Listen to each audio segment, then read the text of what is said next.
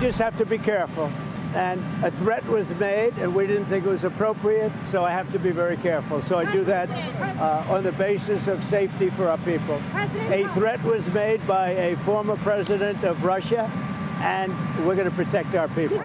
Really sparked him to move those nuclear-powered submarines. He says, based on the highly provocative statements of the former president of Russia, Dmitry Medvedev, I have ordered 2 nuclear submarines to be positioned in the appropriate regions, just in case these foolish and inflammatory statements are more than just that. Words are very important and can often lead to unintended consequences. No, I agree. Now, Medvedev is also Putin's deputy.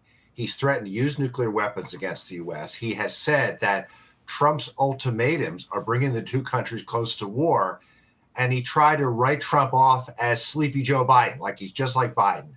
Well, look, a strong president can't let things like this stand. And what Trump is doing is he is engaging in deterrence. He's sending a message to Putin that we're not going to tolerate nuclear blackmail. And I think he's also saying to Putin, rein in your deputy. This kind of talk is dangerous. It is dangerous. And for people who are unfamiliar, Fred, I think it's fair to say that Medvedev is a bit of a, not just his attack dog, he sometimes is the mouthpiece for Putin and able to say things that maybe Putin doesn't want to say himself, at least on the record. Is that fair?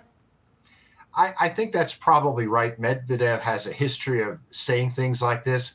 He also is an intense advocate of Russia conquering Ukraine. I think the Russians are worried right now. They're worried about these sanctions that Donald Trump is going to place on Russia, these oil sanctions that will do enormous damage to their economy. But we haven't heard Putin talk this way.